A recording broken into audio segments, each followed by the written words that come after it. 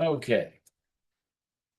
Thank you, Catherine. So welcome everyone to the Celebration Community Development District meeting, Monday, April 20th, 2026.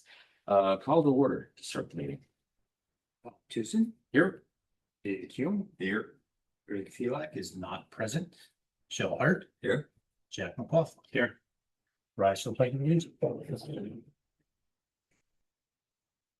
Allegiance to the flag of the United States of America and to the republic for which it stands, one nation, under God, indivisible, with liberty and justice for all.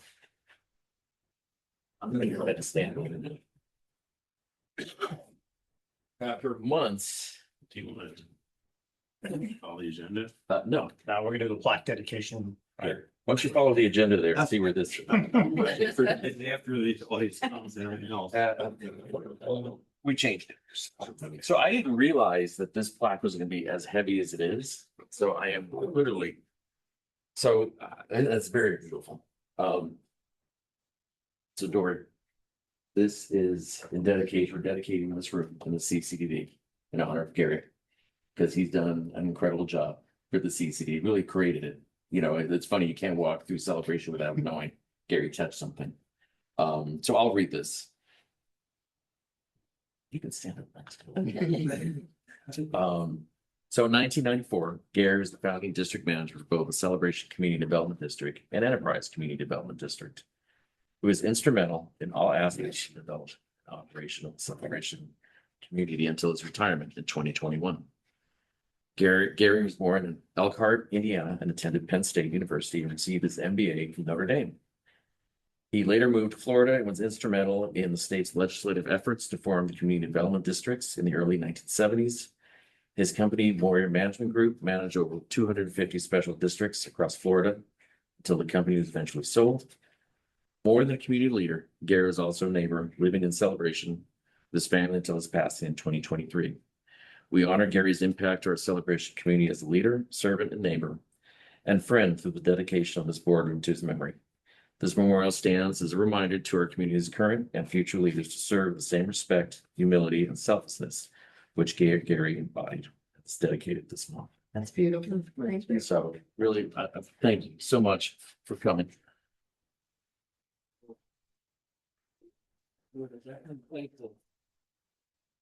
And Tom? Haley. It's about a whole family, huh? That's great. We will place this outside the door once we figure out how to mount this thing. But it is a beautiful picture. It is. So, It's beautiful. and I'm really glad you guys came out for this. Well, thank you. Because, and I know Greg also mentioned he wanted to dedicate the room, but it was unanimous for the board. That was Well, it's never a question. You go ahead and do that. Thank you. On behalf of the family, I just want to thank you and Gary.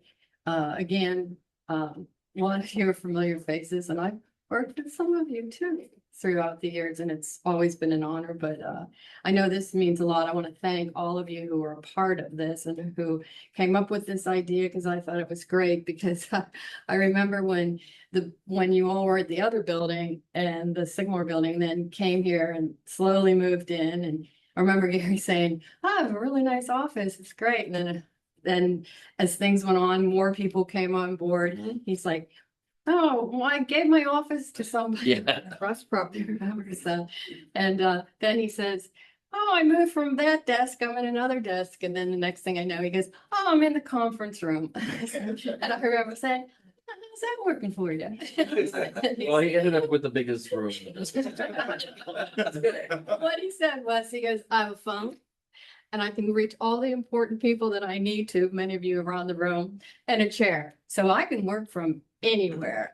But this is where his office was. So this is really, maybe you didn't know that, but that's where he ended up in the conference room. So I just think that that's so fitting.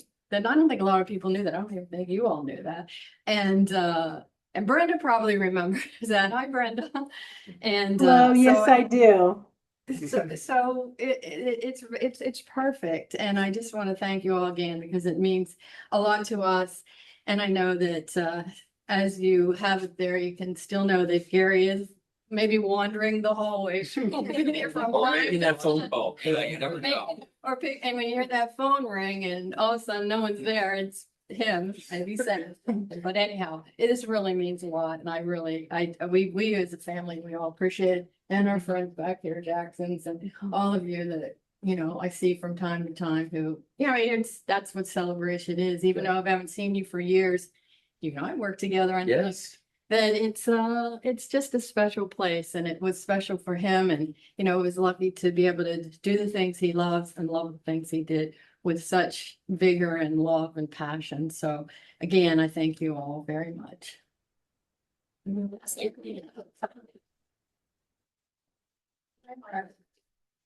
For all of us, we say thank you, and And then I will now go and walk across the room and place this down. It's getting heavy. we'll let you go. Thank you. And thank you again, and on with the meeting. There you go. Thank you.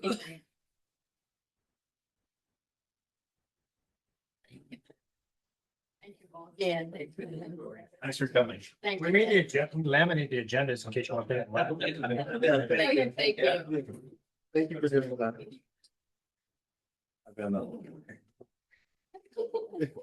Thank you all. Appreciate it. Thanks. Thank you again. Just brought cookies. We brought cookies. Say we. Jerry's guarding. I know. That's the cookies around. All right, so motion to approve the agenda. Second. I want to fight, so all in favor? Aye. Audience comments. Anyone? One online? No. All right, third party representatives, Crowa. All right, I'll speak. So on behalf of Crowa, we're really excited about 851, just about there. Yes. We think probably mid-March or mid-June, our first meeting will be held there. We do some open houses and a ribbon cutting. Everyone's invited to attend. I think the residents are really gonna appreciate. Are you guys familiar with the Island Village Clubhouse? It's kind of in that vein of the feel of that, but it's much more expansive.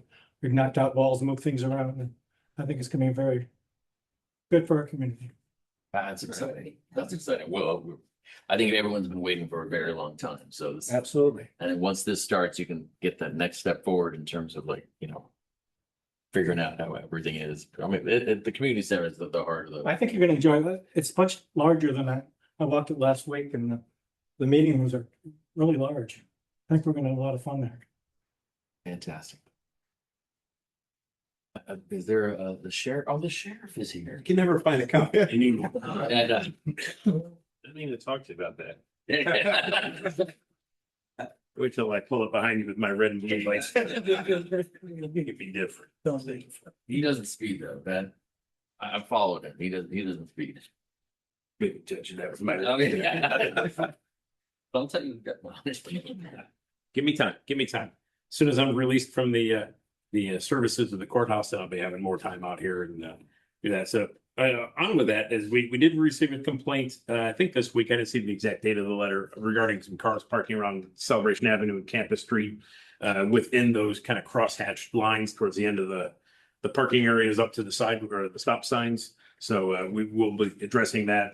I know it's been forwarded to our units out on the road. So a parking ticket is, I can almost ninja a parking ticket. All I gotta do is write the tag and the location and I slap it on the car. I can be gone about 10 seconds.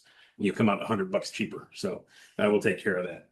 On that same line, I was looking up the statutes and I see some things on the agenda later. I can go over some parking things later on if you want, or I can talk about locations now, but Yeah.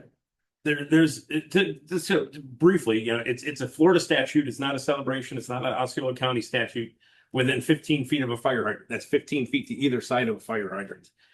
20 feet within a crosswalk or near a crosswalk, 30 feet approach to any flashing signal, stop sign, or traffic control signal. 20 feet of the driveway next to a fire station, which really doesn't apply here. On a bike lane, any place where official traffic control device prohibits parking or standing. There's lists and lists and lists of where you can and cannot park. So just because the line's not painted yellow, because there's not a sign posted, if it's within 30 feet of a stop sign, you're subject to getting that ticket. So left wheels to the curb is a big one we see and hear all the time. So if it's not, the flow of traffic, people come from other side of the world where they actually park on that side of the road. So Comment, day before you got in, part of the inventory that Kyle did, we have no parking signs on the yellow painted curve next to a fire hydrant. And that's why I asked him, do you really need a sign there? And he's like, no. you really don't, and it's a maintenance issue. It falls, the signs get knocked over, somebody's got a string trim around them and just signage on top of signage. People aren't reading them anyway, so we'll just start ticketing their cars pretty good. So, but yeah, when I get out here, I'll be working more on that. I know our units on the road and the patrol and community service officers already been notified of that too. So hopefully we'll get some more on that. I did look in the last month. There have been 8 different times where we can open up a call for STEP, Special Traffic Enforcement Program, based on complaints or just to kind of list what our people are doing. So I'd have to go through each and every call. I didn't have time before the meeting to do it, but 8 different instances in the last month where deputies have been out here specifically to address traffic complaints. I saw anywhere from North Village all the way down to World Drive, down by the high school. Island Village was one of the locations. So our people have been getting in and around Celebration addressing it. And that's just the call specifically open up for that. I know there's other traffic stops that have been done, outside of those calls for service. So that is being addressed. Before the next meeting, I'll go through these numbers. I got to go to each call, look at the radio logs to find out how many tickets and how many warnings, anything like that were addressed. So I'll try to have more specific numbers for next one. One thing I did want to address, well, 2 things actually. You can file a report online with the sheriff's office. If you don't want to wait, or if it's 3 o'clock in the morning, you can go to our osceolasheriff.org website and you can e-file most any reports. There's a list of what is allowed to e-file. So if somebody doesn't want to wait for a deputy, you can fill out the form online and it goes to our detectives. So that's a kind of a time saver sometimes. One person in the town, I'll preface this. Nobody from the sheriff's office, nobody from the state attorney's office, nobody from the courthouse is going to call you up and say, you missed jury duty. Please pay me $25,000 or you're going to jail. One person was subject to a call and the officer's name they cited, rest his soul, passed away a couple years ago with the sheriff's office. They used his name and ID number, soliciting money for them missing a jury duty. Luckily, the person was kind of within it to say that something doesn't sound right on this. So they did not lose anything, but there are people out there willing to, use a deceased deputy's name for their own good. So just let it be a warning. Don't fall to that. If anybody does get a call, hang up with that person, call 911. We will verify whether somebody's actually coming out to the house. Typically, we don't call you and say, hey, we're coming to get you. We'll just show up at your door, wearing a lovely green outfit. And we'll take you to jail that way. So don't fall prey to I that. think usually with those things, those money things, if you're gonna get something official, you're gonna get it in the mail. They're not gonna text you. They're not By gonna call you. There's a whole process for them to do that. Correct. So I guess The it's- toll authority is not going to text you and say you've got $6 credit. Please give us your credit card number so we can verify your money. None of this is happening. It's customer service one thing, but that's going a little bit above and beyond. So just don't fall prey to that. If somebody does call, occasionally we'll get hey, your relative just caused an accident, in this other country, pay us thousands of dollars on holding them hostage. Hang up with them and call the sheriff's office. A lot of that stuff does come out of the country. It's hard for us to track those down, but we work too hard for our stuff and don't give it away to some scumbag. Other than that, I didn't see a whole lot of things in town. Some packages, I think there was 1 or 2 instances where a package was taken off of somebody's front at 3 o'clock in the morning. So if you know you're expecting a package, maybe contact a neighbor, something like that, to come and pick it up for you, a trusted neighbor. Amazon takes pictures of your front step with your package out there. Once you get that, call somebody. And again, another luxury, maybe getting out and meeting your neighbors so you can trust them to come and get your stuff. All too often, people don't know who their neighbors are, and a town like Celebration where everyone has a front porch. That's kind of the intent of that. Don't know who your neighbors are. They're your best defense against crime. So, any questions for me, real quick? And Jack, Jerry, I was trying to. This is Saturday, and I was trying to make a report actually for your non-emergency phone number. What a nightmare! It's just so hard to get through to find who they want to talk to. I gave up after a while, and that was after I watched a a Porsche go flying out of North Village, which by the way had 5 guys in the back of it. So there's just 5 guys meaning humans, not the burger guys. no, it was a burger. 5 guys. Okay. And I'm just saying, it's impossible. Is there a dedicated line that we can contact? I know there's one between Monday through Fridays from 9 to 5. Yeah, the non-emergency number, the 348-2222 number goes to an automated, if this is this, press 1, press 2, and Jerry says, yes, there's kind of a delay sometimes. That's something that we can bring up to maybe the sheriff, since I think that was instituted before he came in office. There might be a better way to speed up getting. And it's really like too many choices on the thing to make it useful to anybody. Yeah, that's something we can bring up to them and have them kind of look at that. And I don't know who designed that website or the whole program to get that in there. But yeah, I've had to call for myself when somebody stole something out of my yard, and like, geez, and I know the private number, so I end up calling the private number to get in there. And no, I'm not telling you that. But yeah, it's something that I can speak with the sheriff and see what comes up out of that. So other than that, I'll stick around if anybody has questions before. Yeah, a couple quick things. If the e-bike training for the kids, I believe, is that over? Is there any more left that was on the Wednesdays? I know they had the one on the 8th for the K-8 school, which I think I posted something on the back porch like the day before. That's when I was notified of it. And then they did one, I think, on the 15th for the high school. I don't know if anything new is being planned for that. I'll try to get that, and I'll email. Yeah, you guys. I was wondering if there was a slide deck that was associated with that or anything that can be disseminated so that we can get as much as we can get out. I know not everybody went to that training or couldn't make it for a variety of reasons, but if there was anything associated as far as information material that we could kind of get out. Yeah, I'll see what's I have one kind of infographic, which I think is kind of nice. It lists the different styles of e-bikes and which one's allowed here, which one's allowed here. This one can be on the road. This one can't be on the road. This one needs a license. This one. So it's a little bit kind of an infographic, which I think is a little bit easier to explain sometimes than all the legalese of Yeah. paragraphs of stuff in a picture thing. And we can get that on the Friday Flash. We can get that to, put out in the Celebration News, things like that. Any brochures or anything like that? That's it. I don't have any with me, but I have one. Actually, it's on the dashboard of my vehicle out there now. But I'll try to get additionals, and we'll try to get out on the social media platforms and things like that to try to get information out there. And as for the classes, yeah, I'll double check and see when things are coming up.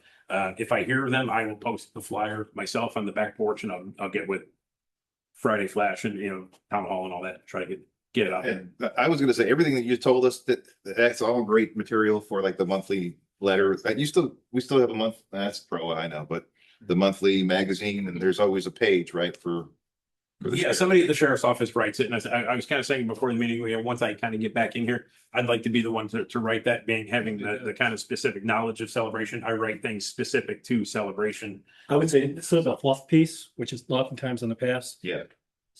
The stuff you gave us today, the details and the Mm-hmm. stats, I think it'd be really helpful. Yeah, certain things we can release about, Yeah. specific stats or locations of crimes and things like that. But yeah, something, specific as to the parkings and school this and school that and things like that. Yeah, I'd like to be able to get something out there for people to read. 'Cause I know that circulation, it used to be like 15,000 copies of Celebration News get printed out, and as much information we get out to people, I believe in knowledge rather than springing it on somebody. So. Yeah. Great. But yeah, I'll hunt down the other stats for the traffic stops and stuff as well, and then the bike lab. I'll find that out. All right, thank you all. Thank you. All right, moving on to staff reports, field inspection. Any questions? I don't. Huh? I don't. Anybody have questions? Gotta look and see what I got. Those bollards, that one that's bad, you can repair the other ones, is what he said. The other ones were, I don't know if, Jason's done it yet. We can do one of two things. It's either gonna cost a couple $1,000s a ballard, or we're thinking about putting some L bracket on there on the back side so you can't see it. It should just secure it. They're expensive. Yeah. Well, and they gotta make them by hand. The last one we did where the van went by the hotel. The pole company could make them, so Jason had to make it free-handed. Then it took him a couple of trial and errors to even get the stuff to kind of match up. That storm pipe, did you get a final quote on? talking $60,000. We don't know yet. I guess it's gonna be more than that. We're still doing the dewater, because you're gonna have to repair it. And We're still doing the dewatering now, probably another day of dewatering. Right. Once it gets repaired, I'll have to get lined. We have a price for the repair, which is about 58,000, I think, but the that's not. repair is lining it. Well, the best case scenario is when he fixes that pipe, that we won't have to line that section of pipe. Once he gets it fixed. That would be the best case scenario. That's South Village. That's, yeah, Yeah. that's Rose, right. Rose. And it's shut down, right? Yes. And that pump's been running constantly since Friday. Right. And again, we know South Village has, there's some issues there. That's the worst for storm pipes. By far. Anything else? Okay. Moving on to vendor reports. United.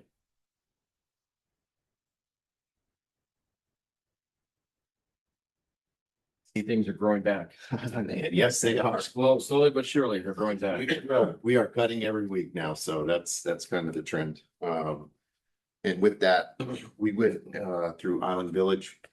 A lot of those crepe myrtles had never really been touched. And by touched, I mean there were a lot of crossing branches, there was a lot of dead wood, Spanish moss. So we went in there and shaped them kind of like a martini glass, and that kind of helps with flowing traffic. A lot of those branches were kind of getting whacked by semis, so we did that to the whole boulevard. So started at the high school all the way down to the elementary school and then around the clubhouse, just lifted all the trees up. We have ramped up staff. So I've added a couple of irrigation guys. I've added some more help. So we are fully staffed and ready to rock.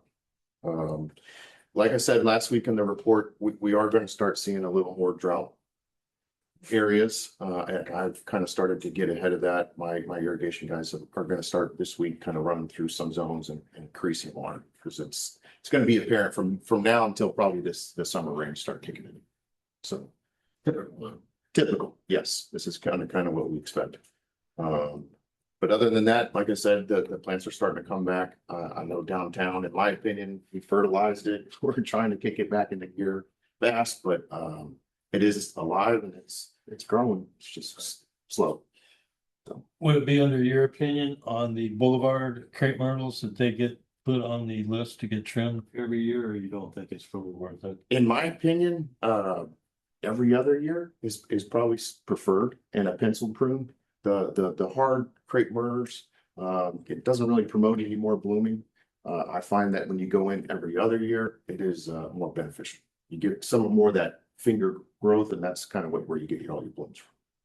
So yes and no. Well, I would say, yeah, we should probably do some kind of maintenance program with them, maybe every other year. A prune or selective prune, pencil prune is kind of what I said. So be something I would entertain. We'll probably get the cost for that. Do it right away since you're getting bugs. And there was no out of budget cost associated with the freeze events, right? I mean, everything pretty much came back. Yeah, for the most part, I warranted some stuff, so for the most part, no, there's no actually any cost associated with it. Yeah, we've received some concerns Yeah. about the cutbacks. I think it's just explaining it. Yeah. If you look at the fire bush out front, you cut it to the ground and it, It's coming. yeah. Coming back. Yeah. And now I think honestly, we can manage it, because whereas before, over years, it had gotten to a height where, just 8 feet tall in some areas, so. Can never keep trimmed it. Contained. Cool. Any questions? I don't have any questions. Oh, legs look good. No. Thank you, sir. Sound great evening. All right, Premier Lakes, I think we have number one. Alex is on. Yep, Alex Kurth, Premier Lakes. Good evening, everybody. So during our last inspection, kind of came right after all the rain and recent treatments, and the ponds we looked at towards Island Village and South Village overall looked really well. We had very minor algae on a few lakes, saw a little bit of submerged vegetation that we're actively treating, but overall overall, everything was in good condition. Speaking with my technician, he is seeing a little bit of increased growth with the summer months. It's to be expected, warmer water, very, very little rain. So we're seeing, some drought conditions. But overall, we're on top of everything, treating any kind of floating weeds or algae as they occur and staying on top of it. So right now, I'm pleased with the conditions of the ponds, and we're going to continue to stay on top of it going into summer. But right now, everything appears to be in pretty good shape. So I have very little to report. Question? Alex, this is Dave. From your report, you mentioned at the end a concern with slender spike rush. And it recommended investigating whether it can be removed to the mesh that it's associated with. Yeah, I brought that up to Kyle during our ride through, and I do believe that Ben from our team did go through and remove that mesh. The issue we were having, it's kind of like the landscape mesh that they put down when they're putting in the sod. It had extended below the high water mark, so it was in the pond, and it started to float up. So it's kind of creating a structure for the material to kind of get caught on and not break down. And that lake in particular is really the only one we saw it on, and we really were struggling with getting control of that slender spike rush. But Kyle and his team, from my understanding, have gone out there and already removed that. So I don't think there's any further action that needs to be taken. Not sure who this, one last thing, not sure to direct it to, but we were discussing the possibility in the Lake Reinhardt about putting chicken wire in their circulator to kind of prevent intrusion of fishing stuff. Is that on them, on us? Are we not That's doing it? probably on them, because they'll have to pull the circulators. We can get with Adrian, and we're trying to figure out how to protect the impellers, Alex. Yeah. There's let me talk to the manufacturer. They might offer like a protective screen. A lot of normal floating fountains. I'm not sure with those circulators, but floating fountains, they have like an intake screen. I wonder if they might not have one that could be added to those that might just be naturally fit perfectly over that. Let me look into that for you and find out. We might have to fabricate something on our own. So, but yeah, let me know, please. We'll do. Thanks. Anything else? All right. Thank you, sir. Appreciate it. Thank you. Have a good evening. Clark.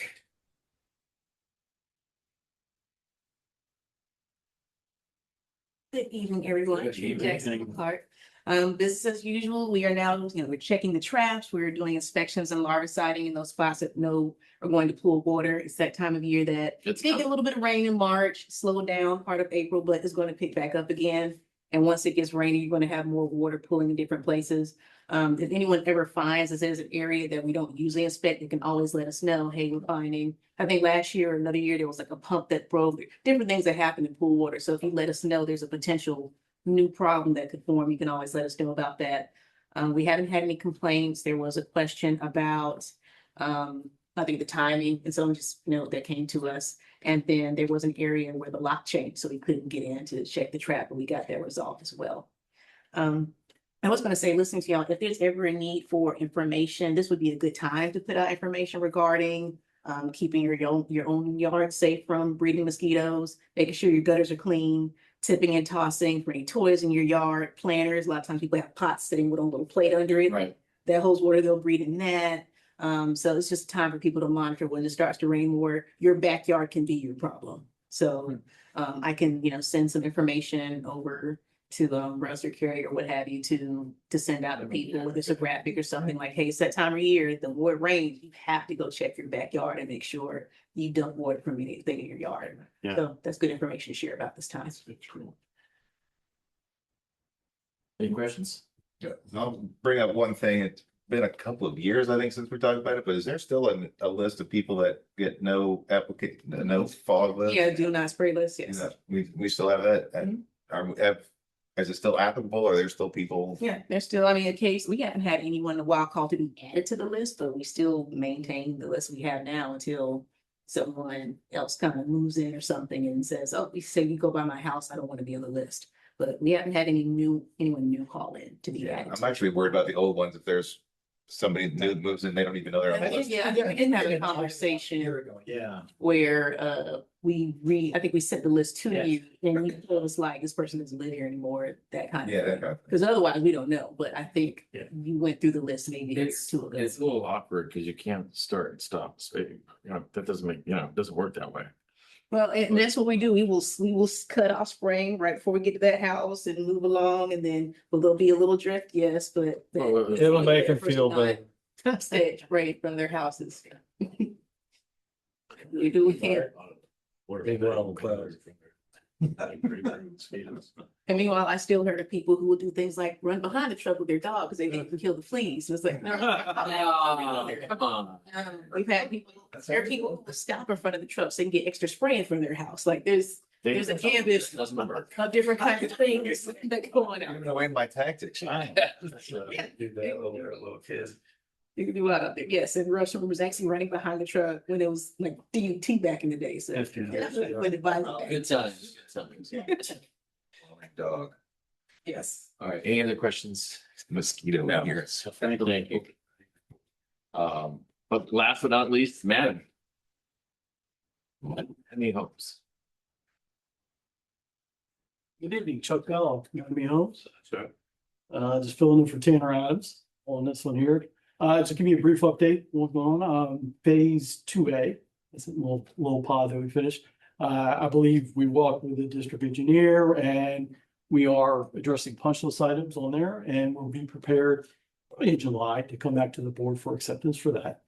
Moving on, where you see our active building, phase 2B, we're probably looking another, 90 days plus before we'll go in there and be ready to walk with Mark over here with the stormwater ponds and that. Knowing that the alleys with home building, market is not as robust as big. That'll probably be deferred, but that'll probably be later in the year, October or something like that. We'd like to bring that from the board. Other things, phase 3, we've cleared a mass grade and putting all the infrastructure in for that. And we're getting ready to build a bridge from phase 2 to phase 4. Next one, so. how big is this bridge?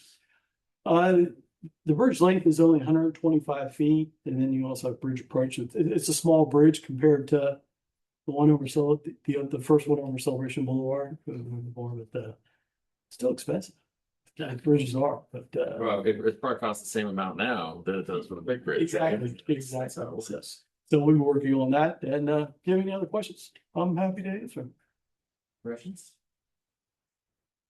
Thank you. All right. Thank you. Y'all have a great evening. District engineer. You get my monthly report, got any questions on that? Really, a lot of time's been spent on Island Village doing the punch list, working through that, we're seeing a lot of handicap ramps, alley damage.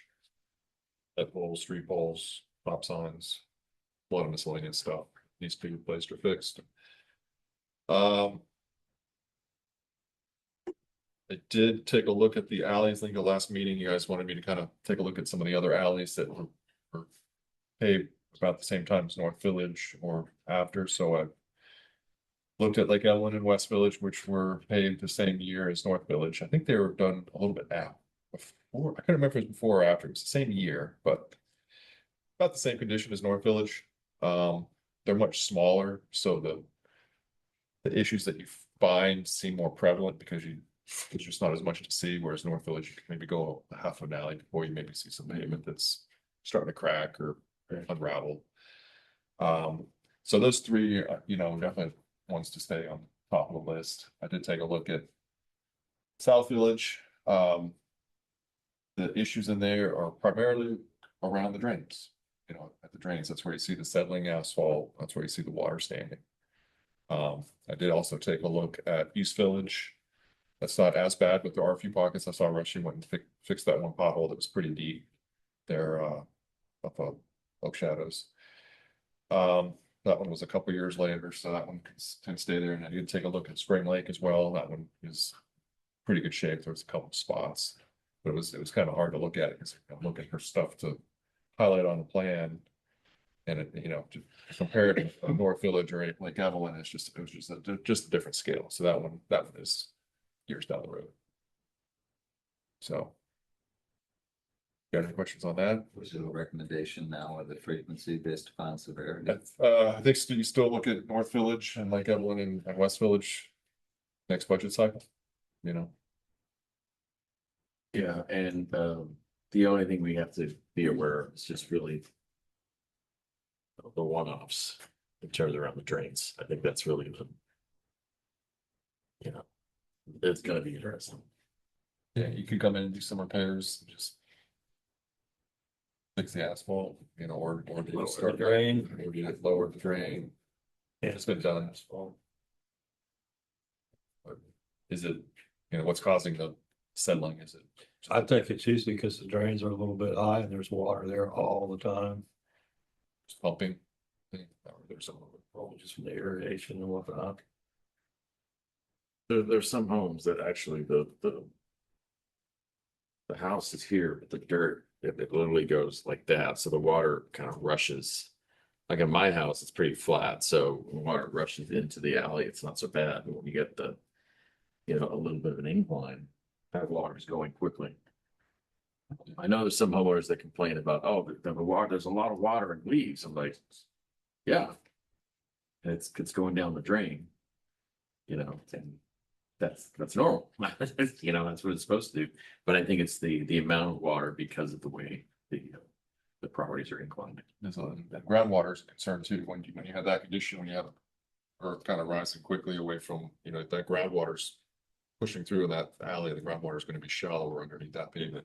That's why you start seeing Oak Pond. It's up that road that East Village County microserviced it, so I don't know how it turned out, but it was. Oh, no, that's Old Blush. Old Blush, you know, the one that kind of goes to Keela. Yeah. It's a straight shot there. You know, that to me looks like groundwater, you know, just shallow groundwater. It's you know, the subsurface material gets a little moist. You get that traffic on it, and it just kind of slowly, the asphalt's flexible enough to get that curvy surface to it. So you do see that in the alleys too. So We just need to remember in North Village, there's a couple alleys. They doesn't drain right now very good at all. It never did. it's that one intersection. One from here to, intersection. you know, Lowell Station up there before you hit a drain. Yeah, there's a kind of right in the middle. Yeah. There's that T intersection along alley and it makes a turn, but goes straight. That intersection is a challenge there. Bad thing about that is you'll have this guy's driveway's here, this guy's driveway's here, and this guy's driveway's here. How do you match it up? And it's almost involved. Yeah, you can match the driveways, but then your asphalt cross slope is varying to the middle, and then that's why the water doesn't stay that, you know, sometimes you look at an alley, the water kind of moves off to a side because this driver's lower than this one, and you can't cut the slope in too much because that'll be too steep here, or you get too slope, and then you'd have to rise up. So yeah, it's a challenge. I know we're talking golf course ponds later, but I don't know if the FDOT 417 / Crowa Pond is part of that or separate. Right. Yeah, it's the golf course has nothing to do with that. So, but We're then, still trying to figure out who really should be owning and maintaining. The DOT person who gave us some information has been on an extended vacation. It's supposed to be back the end of this month. See if we get more information. Probably left the day we asked the question. Well, he gave us, I mean, he said it was CFX, but when you look at the plats, everything says DOT, so we need to try to figure out how CFX got it and can we push somebody. They bring up the Manabee Bridge issue. But what was the research and correspondence? Bridge and just Island Village. The plat indicates very clearly that CDD is responsible for the trusses. Don't think we've gotten an answer from the county on whether or not the maintenance bond that Mattamy has specifically included trusses. If it does, then the county is going to inspect it 3 to 6 months prior to the maintenance bond expiring. And Maybe they could fix it, get repainted, whatever. I wouldn't the maintenance bond. Yeah, is there somebody we can contact and try? I think Carrie's, you've reached out to someone, right? We've tried, but not got. Get a copy of the bond. Yeah. Well, there's. The cost is, but they're going to determine the bond amount. Yeah. And we've asked Manny for that. Well, forward your emails to me and I can ask the county attorney. He's great. And then the pond restoration pricing, did they come back and say that they would accommodate what we had asked? I believe so. Oh, they said. I haven't heard They otherwise. did, we have a contract into them, which I asked today, and they're still reviewing it. Because we have one pond under contract.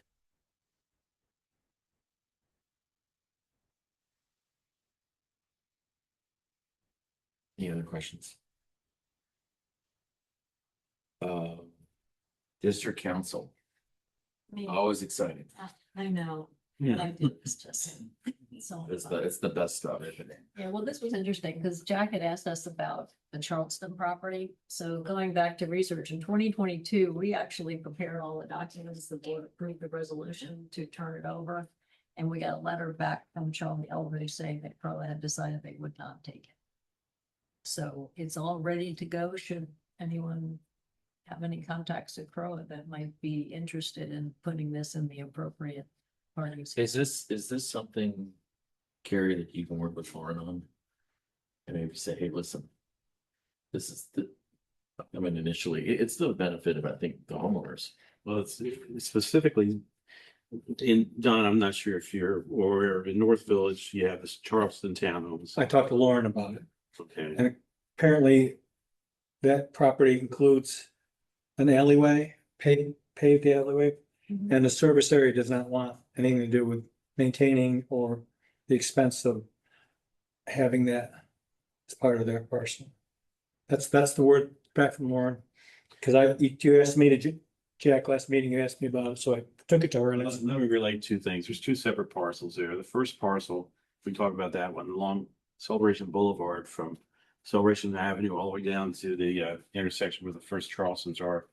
The property between the sidewalks and the homeowner's front steps belongs to us. Okay. Whereas if you go further down the next row of 6 houses, they own the property between their front row and their front steps to the sidewalk. All we were trying to do with that first thing was to pass that parcel off to Croa, because we didn't want, and we weren't going to separate it into 6 different parcels. But give it to Croa because you guys shouldn't even put signs in there. Shouldn't even decorate it for Christmas or anything like that. Okay, they don't have the right to do that. It's a very simple thing until some person like former president who was charged decided, oh, well, it's going to increase homeowner values. Had nothing to do with homeowner values. So all the residents got up in arms and said, we don't want it. Okay, that thing is an automatic. It ought to be done. Because Can we divide? Yeah, go through the parcels with me after the meeting. Yeah. And let's break it out and do a map. Because the front really should be part of Charleston. I get the alleyway. I get that. That makes sense. But if we can divide the two and say, listen, this now is, then they can decorate and do whatever the heck they want to go ahead and do. Great. and let me talk about that other parcel. You've got you got a mailbox thing on our private property. It shouldn't be there. It should belong to Croa. So where do we go from here? What do we do? Separate it first. Yeah, we'll separate and make a picture of the two, so the request can be clear, but I mean, they should probably both go to. We don't have any other internal alleys or parking areas like. Yeah, that we remove, no, I'm not gonna say remove the post. Don't start that. Don't start that again. Well, the But if it conversation. is on our property, then there should be an agreement with the post office. I mean, so somebody had to get an agreement with the post office to have it installed, but it wasn't all CDD, so it technically shouldn't be there legally. Now you have to understand this is going back and forth. Originally TCC gave it to Crow, I guess it was, and Crow gave it to us. We have no reason why we should have it to begin with. It was originally, I think it's platted to the CDD, yeah, it is now, but which is, yeah, before that it was Crow. it was a replat. Okay. I really wish I was in the room when they decided to determine what was what in this town. Unfortunately. Doesn't, yeah, well, Very- even currently, things. Right. They're supposed to be platted one way, suddenly the engineer plats it a different way and Yeah. it gets submitted. It's those engineers. No offense. We're gonna blame the engineer, sorry. We're playing this kind of when we talk about development. Yeah, it will. It's the same thing we're dealing with in Island Village where that is split in half and half is Crow and half is CD. And we're just gonna deed it to Crow. It doesn't make any sense the way that that's divided. But depending on the use, it doesn't make sense. It should be one or the other. And it is, yeah. Okay, So what is the next, to Don's point, what's the next step? Well, very good. To lay, yeah, to lay out a decent map showing the two different parcels that were requesting they take them for these reasons. And then, Jack, is that your magic? Are you the pro of? No, actually, Greg. We could get you on the agenda for an upcoming. No, no. Plead the case and Yeah, you you guys, might want to talk to people. but- well, it might be something to give to Carrie to talk to Lauren on. Okay. Yep. Okay, we'll sort it out. Yeah, we'll get some. I mean, Yeah, because we met in Island Village to get that, and we just explained that we're gonna deed it to you. See, Okay. Andrew, Dave, you had a question? well, yeah, I was going back to the mailbox item. Is there any other mail kiosks that are on CDD property? Yeah, so that's really what we're saying. Either you take it or we're removing your mailbox. I don't think we can do that. I don't think the post office is. But I don't know who it has the responsibility for, because in any other district, if it's on district property, we have a written agreement as to who requested it. There is no written agreement, Yeah, but there it is. And it's. we can't remove it because the post office is like, no, this is where we deliver mail. So you've And we have got, no idea like whoever approved that or how it got. put in. but there it is. It's there. I think we have leverage with maybe. Oh, I would, you want to go ahead and take people's mailbox? Oh. Like, I'll give them whether your address. Good luck with that. Put a fence around. We could put a sign on it. I was gonna ask. Dave will just put a fence around the mailbox. Russ brings up a good point also to raise, I mean, to Pro, and that, the parking lot is public parking. So, if. I could park there for like, fireworks, Mhm. it's a long walk. Well, for Halloween, you can direct people to come in and park and walk. There's a sign out there, parking. If the CDD owns it, it's public. Oh, even better. Our signs at next Halloween are gonna direct everybody. You put the That's the signs third up there. biggest assets to pay, right? Signs. But I mean. Yeah, there- but I don't there are know that we want to do reasons. that. There are reasons, yeah. No, that'll be fun. Okay, Carrie and I will get something together. Mark, we may need your help on that. Okay, please move on to the e-bike bill. Okay, e-bike bill is still sitting on the governor's desk. He's asked for the second session. We don't know what he's doing. But as you all know, it doesn't do much. We had a little write-up in one of our other CDDs, so we put it in there. It just limits 10 miles an hour if they're within 50 feet of people. It doesn't do much, and then it puts together a bunch of committees to research things. But it really doesn't do anything from the original bill, how it started. But it's a first step. Real first step. And then the golf course maintenance, I got on my list, not the manager or the engineer, I see. We had a second call.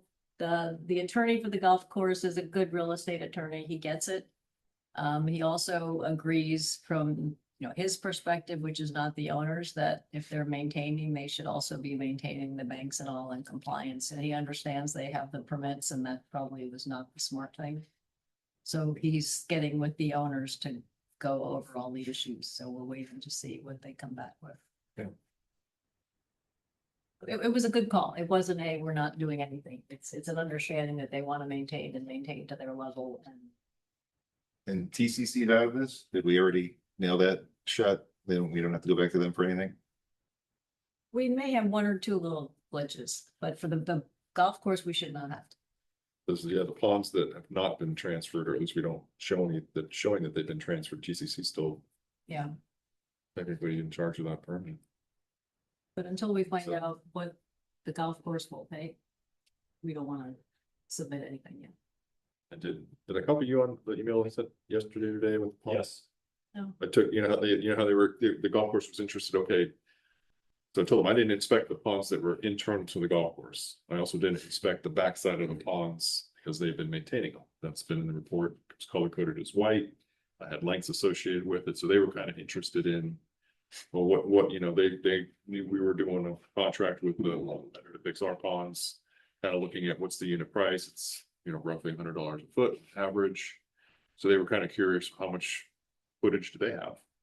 So I basically took all those individual pond plans that I had, I took out the ones like the 15 or 16 sheets that showed the golf course ponds and sent that to them so they could, because it's got a length on each one. I could be nice and go in and add them all up for them, but they've got pond by pond. So they can see, because they're interested in cost, because the attorney did say that, once he kind of approaches the board with that information, that may change their tune. So. Mark, do any of the golf course ponds flow into our ponds? But they're all interconnected. Yeah. Okay. Yeah, which Yeah. is why it's So so. it's costing us money to maintain our ponds. Because they're not necessarily doing anything with treatment of their ponds, are they? They're just doing landscaping maintenance on their sides. They're not really fixing slopes, treating, they might be treating their internal ponds, the ones we're not treating, possibly. But some are owned by us, some are owned by them. It's just such a mixed bag. I think we want to get to a point where either If they somehow they own it or we own it, and then that's it. and then whoever owns it has the permit for it, but I Yes. think And the the responsibility. the permits, because you got multiple ponds under a permit. Some definitely would be ours, some arguably could be just theirs. But you can't just split a permit and say, well, these 2 ponds out of this permit you own, these 2 ponds. Are there ponds where we own like half of it and the other half of the pond? The ponds are all wholly owned. Okay, all right. I just want to make sure of that because I'm like, I don't know how you would do that. This is the first CDD I've seen where the permits weren't in the name of the CDD or an HOA or one entity. This is some kind of a mess. I don't know what your thoughts are, Jan, but maybe, at the end of the day, do we get to a point where CDD is the permit holder for all the ponds? Would make the most sense with the easement agreements. The and golf course could possibly own some of those. I don't know how ownership goes underneath that permit. That's a question I don't really know the answer to, but CDD has the permit to own. If we want to enter into an agreement with the golf course, so them to maintain Mhm. certain ponds, they can. If they don't maintain it, well, it kind of spells out what they're going to be maintaining, Exactly. what we're going to maintain. Yeah, on. we've got 2 or 3 of those signed and in place and a couple CDDs where golf courses own the ponds, but we have the permits, so they have to operate and maintain to our level or else, pay any penalties, or we can step in and do it and charge them. And when did they say they were getting back to us? I think We just talked to them this week, a couple Yeah. weeks. They've been, I said, they were very responsive last time. Good conversation. One of the, I don't know, challenges or upsides. 3 of the top 5 ponds that need renovation, golf course owns them. One of those shared, I think they're CDD owned, but they're on the golf course, like the ones along water side. Yeah, if we Because don't, of CDD we owned, can maintain them, but but if they on own our side, but they own the other side. the permit, we can't use public funds. Yeah. Which they understand. I did pick up the transfer again, Jan. It is only signed by the golf course, CS Golf Partners LLC. I don't know if that's the current owner of the golf course. I think it's Celebration Golf Company LLC, so What it kind is, of date? yeah, it's 2003. That was the original. I think the new owners were some after. Yeah, that's different project. Doesn't look like when they bought it, they ever got the permits assigned. Yeah, that's what they were saying. They weren't aware of any assignment of permits. Messy. Any other questions? Updating some of the older items, the Georgetown demand letter. We sent a second letter out responding and we've not heard back yet. That went out last week. I believe. Yep. Okay, is there where does this end? Other than file suit, you can. only- Yeah. I I think mean, they're response going, from a yeah, demand. well, let's see what we gave them more facts and explained why things in their letter were not correct. They'll have to probably have a meeting to respond and then we have to decide, do we have enough information? If we have enough information to say Do we have file enough suit or information to little. file suit? And that's, I haven't made Carrie go through everything, but you provided some of the documentation. But if they respond and say no, and the board wants to go forward, then I can get one of our litigators, look at this, what do you think? Is it worth spending the 15,000 to get an option together and file for the coverage? Sorry, go ahead. And the interlocal agreement and easement with the county, I'm sure is on your list. It is. They, as of now, they are reviewing. They haven't gotten comments from Ray Stangel's group, but legal had a couple questions, which I answered, and we're gonna probably have a phone call to go over anything else that she has questions. So they're looking at it and seem to be on top of it, and she responded quickly. And then Carrie, I noticed in your report, continuing insurance issues and claims in the sidewalks. Is there, One this week. Yes. all right, anything that we need to discuss or act on? It's kind of a broad, vague question, I know, but it's Fix the sidewalk. outside of fixing The this. personal injury attorneys in the state of Florida. Yeah, please. I mean, no one is a klutz anymore. Every time I hear these, I just keep thinking, I was a klutz. I fell all the time, but Yeah, I will tell you, I appreciate Jan's sarcasm because the woman that fell down is a marathoner. She was out running, got hurt, went home, showered, changed her clothes, came in. I got hurt. I need to go to the hospital. but she came to report it here before she Yeah. went and had medical treatment. That's how injured she was. That's the second time she's tripped there, isn't it? Yeah, Sometimes I can't help myself. I think there's probably a budget conversation on how we move forward on some of that, so we can just. Take it back to the budget meeting next week, or that meeting, what for that DS. Any questions? All right. District manager, discussion of no parking signs. Wow, you wanna talk about your inventory? Yeah, I drove around the property and took pictures of each sign and marked on a map, where I was at. I have opinions on all these signs, if you guys are curious. We all have a picture. Yeah, but, I assume you guys wanna go through them all by one. Well, Tom asked me a question before, earlier. So one of the questions I have is that there are some no parking signs that we put up, but very few. The rest of it, the county put up. Right? Yeah. I don't remember, there's some that I know don't have a sticker on it. I'm sure there's some that do, but yeah. There are homeowners that went ahead and went through the proper process to request the sign, whatever, the county approved it, put the sign in. So you see my dilemma. So we're gonna go back and take the sign in. Where the heck the county put no parking signs? Yeah, Unless it was downtown. So when we were at when we were on Oak Pond, right? Yeah, we put them signs in. We put those signs in. Yeah. Well, that's different. That's a different story. But help me understand, we sat here with the county and the county informed us of what the criterion was. What are we missing now based upon our latest analysis? but to be clear, they said they don't have anything to do with parking signs. That's what I heard. So- And there was a placard on the back that signifies that. Don't signify it's a That's county fine. sign And all signs apply to that same logic, is that correct? for the county. Correct. So Yeah. if there isn't a placard on the back of said sign, whatever sign that is, then someone else did. it, Yes. Correct. Correct.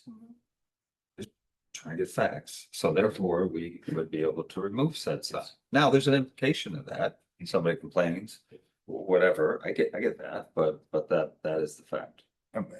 But to be clear, we're saying that there's parking signs with county stickers on them? Never said that. No, I was asking that question. Okay, I don't know if there is or not. That's the question you were asking. That's more, that was a question. I'm not sure. If it is, it's probably downtown, that's it, if there even is. Okay. Are these signs in addition to the ones we went through at the county? Yes. Yes. well, we just had a generic no parking sign. The county says it's not ours. Correct. You can do whatever you want with it. Yes. Now, there is an unintended consequence that we may not have thought of, evidenced by Yeah. people calling, yeah, okay, so we gotta deal with that, I suppose. But Well, going back to what Jerry said, which is there's already state statute that tells where you can and cannot park. And signs are not necessary in those examples. So Jerry, if we went back and eliminated all the no parking signs in the entire town, would that create friction for you? That's probably above my pay grade, not saying consult attorney on that one. I see. Now, I can tell you, like, some of the signs, and whether they're Lexus or CDs, they have parking only. Those are- Those are not enforceable Correct. whatsoever.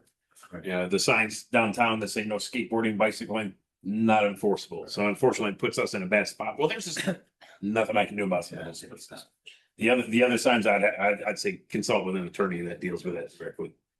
If somebody said, hey, there's a no parking sign here, can you ticket them? You would just go by the statute, right? I'd go by the statute with it's 30 feet from a stop sign or crosswalk or things like that. Sign would be wrong.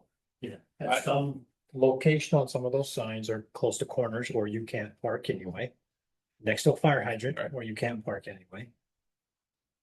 I only seen 2 or 3 exceptions on this list. We installed those too.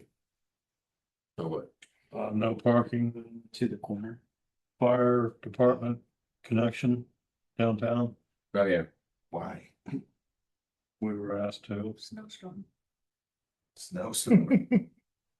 So that's the only time I've ever seen fire connection signs is. Because when they're buried. Yeah. You have. Well, there's on commercial buildings, there's a connection to fire department, that's FDC usually Yes. see them. And that's where the fire department's going to hook in their hose and their pumps to these sprinkler systems to charge those buildings. So that's usually what that FDC sign is. So we want to give them full access to hook up to the building if need be. Oh, I'll make my point clear. None of those are acceptable signs in my group. My thoughts, I don't see how any of them are necessary and they should be removed. I don't agree. I leave the fire ones because it could be a fire department. That is not a fire department requirement. So, Sign. so on 71 and 72, 15 years ago, and it just still happens now. Penny Royal and Oak Shadows, there's the Penny Royal Park. Yep. On that side. Before these signs, all these homes will go ahead and park on that one-way street. Problem with it is that you actually would be next to the other car when you park there. Like there's no way to get through. It'd be like 2 cars parked there. And this has prevented that from happening because it would happen all the time because the homeowners didn't want to park on Oak Shadows. Penny Royal was closer to their home because they could go ahead and walk over there.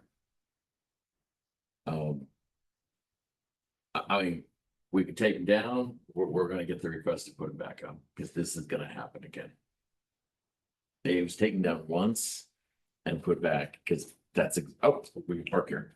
The feedback that we've gotten from whomever has been specific to these 2 instances or more.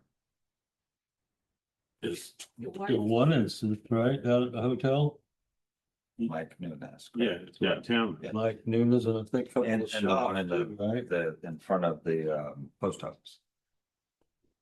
Did anybody say I don't anything? know if we took those. We didn't down. take those down. We didn't take those down.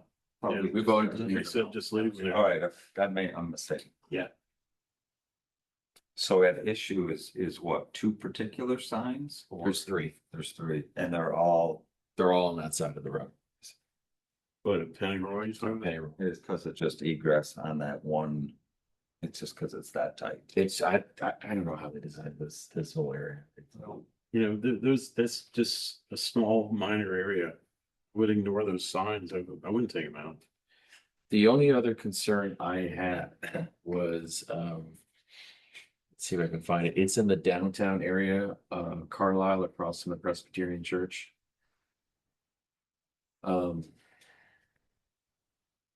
I think we open up Pandora's box to take down the no parking signs on the curb, especially entering where the driveway is. I think I know for sure. Yeah, it's on Celebration, right across from the Presbyterian Church. It's the entry into Carlisle. I see, okay. Where the parking is, and there's 2 signs that say no parking from this point. So we get page number. I I know what you're talking about. Okay, yeah, so Last sign. there's, oh, it's 80. Yeah, page That's 7, 80. item 21. Yeah. Celebration Ave, there it is. Item 20, Page 79, and then it goes on to page 80, yes. 22, item 22. Item 23.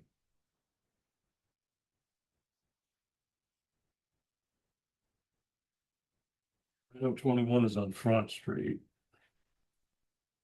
This is, That's the celebration Ave.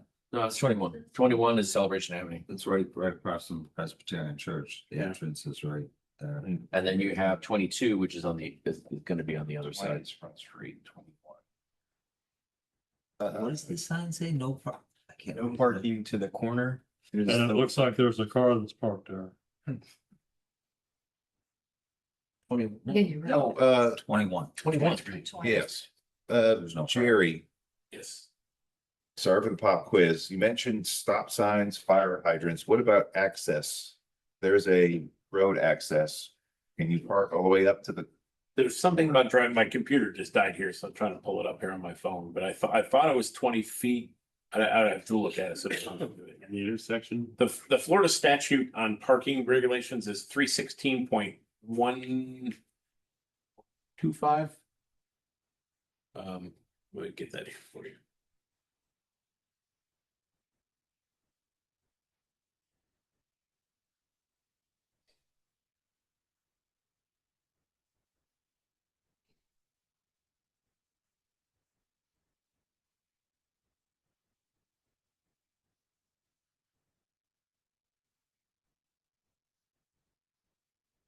Within 15 feet of a fire hydrant or within 20 feet of an intersection. So if that driveway is considered an intersection, which I believe it would be 20 feet, and that would be to allow visibility for cars turning in and out, as well as visibility of pedestrians on the sidewalks. so all of that's enforceable if somebody parks there. And I see nothing wrong. I think the one on Front Street right by Sycamore, it says no parking 30 feet from here to intersection. I think as long as that sign is posted within statute, if that sign's at 30 feet out, I think that's a good informational thing. There's a lot of tourists that come here from out of country, other states, where parking regulations may be different. So in certain areas like that, I wouldn't say a sign would be a bad thing, because it does give a visitor an opportunity not to park illegally. And it gives us a little bit more stringent to activity to cite that. Bottlenecked area. Which is what that is. Can't wait for 31 to be taken down. Because that actually, when you're driving, it actually blocks. 31. Yeah, it actually blocks the school speed limit sign. When you're driving, it's actually, I'm like, It's kind of dumb. I'm like, why is that there? So. And this is the one where there's So like, Dave, just looking at it, I mean, that seems to be it is a high traffic bottleneck area. You're on. Yeah, long 22. Yeah. Yeah, and there's a lot of traffic. Yeah. It's, if it's not hurting anything, why? Right, I mean, It's and not to blocking Jerry's anything. point, Yeah. I mean, it makes sense to me. Because It's giving, that's their street that visitors I are don't, parking. I wouldn't have done the statutes, it would have helped me, and I would have maybe not done something.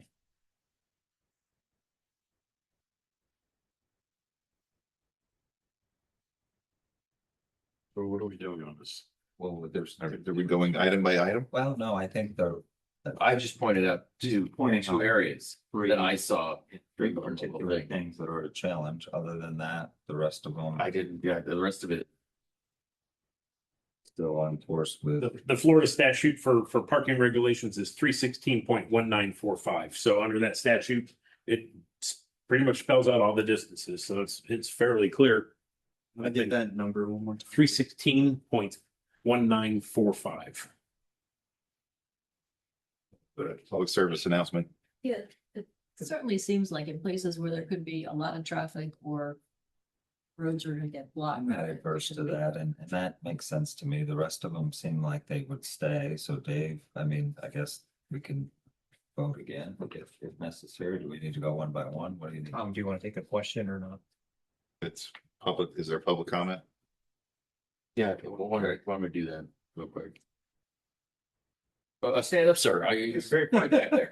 I can't read your lips. Gary Hutzpeth. I had a question. It seemed like there were some no parking signs that were in the grass where there's no curb, but the road just levels off into the grass. Were you considering moving those parking signs? Because then Pond's a good people example. park on grass. Perfect example. West Park Drive is an example. Or what is it? Yeah, those are related. Off-back drive. And those, I don't think those they're are. really- Yeah, it's one of the first items. Is that under consideration? Item I would say 6, three. 7, 8, 9. It needs been, I wish we had some. I don't want to say I'll people are work on parking on the this. grass. I would think, are any of those signs in compliance with that statute, or were they added as fluff to a piece of homeowner at one time? Is it extra maintenance? Is that extra scrutiny? I think Not enforceable. some of them were added as fluff to please us, and they won't tear our stuff up. Right. Simple as that. The Old Pond in that particular case, item 6, item 7, item 8. West Park is like that, correct? I think there's one or two in West Park. Yeah. Where the sheriff's park right in front of. I remember those, because people were parking and that grass was expensive. Yes. There's also a hydrant there too, I believe, Russ, right by the condos. On West Park. Celebration Avenue, right by West Park, right at the church exit. I believe there's a fire hydrant there, so, and it's crosshatched there, if I'm not mistaken. Looks like there's 4 of them on Oak Pond, 1, 2. It's what we're saying, that we had a couple rounds with this. We had the county come in. We clearly can take these down. Yeah. However, there's more information, whether it's to protect our assets or whether it's to enforce something and share with people so we don't create a blockage. So at question, are these remaining exits or no parking signs of approximately 8 or 9? And that's what's before us, is what do we do with those with more information? Is that correct? I think so. And so your position? I haven't heard anything compelling that would keep these signs there, so and for philosophical consistency, I'm just gonna be against them all. Got it.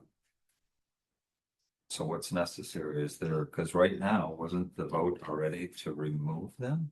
No, No, there It was, was- So we it haven't. was for us to conduct an inventory and. And now we're. now we would Now go ahead we're going and back. Got it. Got it. now, Evaluating, yeah. Okay.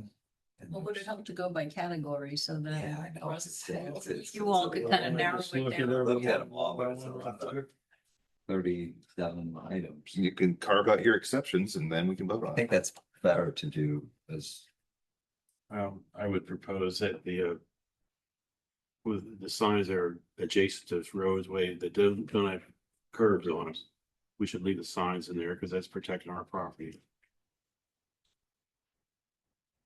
Then ask staff to identify those item numbers so that we can log it. Okay. Oak Pond, item All the ones on Oak Pond Drive. 6, 7, 8, I think it was 5 right. 9, 10, those items. 4 or 5. 6 through 10. 6 through 10. And you said on West Park as well? I think there's some of There's a West couple Park, but maybe not. West Park doesn't have a. Probably got rented over, to be honest with you. You could just make a blanket statement that there's not a curb. Well, that's like a statement that I don't see West Park. if it doesn't have a curb, Man, it used to be. then I would make that an exception. Well, Well, I mean, you have certain places we don't have curbs. It's like West Park. East Lawn doesn't have one on the Yeah. west side. Oh, just speaking on behalf of those trying to park in town in general, whether there's a curb or not, when you say there's no parking, we're taking away parking spaces. Well, If you keep it there, so so, I'm talking about, I don't want people parking on the grass, which is well, what, that's a different sign. well, that's what we open it up with when you say no parking, you remove the no parking sign. You know, I agree. I'll just say if you keep the no parking there, then there's no parking at all, so whether it's asphalt or grass. You've identified And we lose 4. parking spots. Well, yeah, well, it's a roadway though. Yeah. Recording one conversation. Sorry, Yeah, so we have multiple conversations, so. sorry. Jack, go ahead. I was just commenting that the asphalt is a roadway. They shouldn't be parking there to begin with. No, I think parking would be allowed there, On a 2-lane road, that's it. You're gonna let them park in the roadway like any other roadway in town. With no curb, with no curb. You couldn't do it that. shouldn't be allowed. So that question is for particular 6 through 10. Is there any other that apply to that? Yes or no? You did the inventory, yes or no? Well, Michelle, I don't know if West Park is Okay. showing up there or not, but I I don't do see believe that. there's signs there in West Park. Is there any other, you brought up those other signs, because again, let's Yeah, point out. which number? is 3, it? 4, 5. 3, 4, 5. I can throw another wrench in you. Gears Osceola County does have code and ordinances on parking as well, which generally mirror state. But there may be some differences in there that need to be looked at too before any decisions are made. So. Right now, we're tracking 3 through 10. As exceptions. Any others?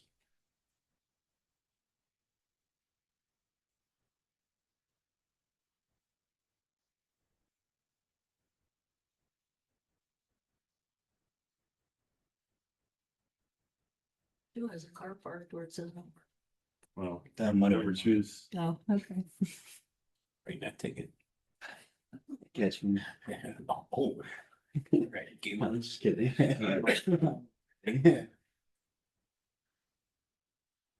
Okay. Well, let's set to display it so we can see it on the big screen. No, Well, have it on a guys. 1, 2, and then 11 we're up to. Well. That Mulberry. It's a very narrow road. Well, let's do 11 so we. Are we going number by number? This could Well, take just a while. trying to look at ones that are different. And haven't been discussed. I understand the arguments of 3 through 10.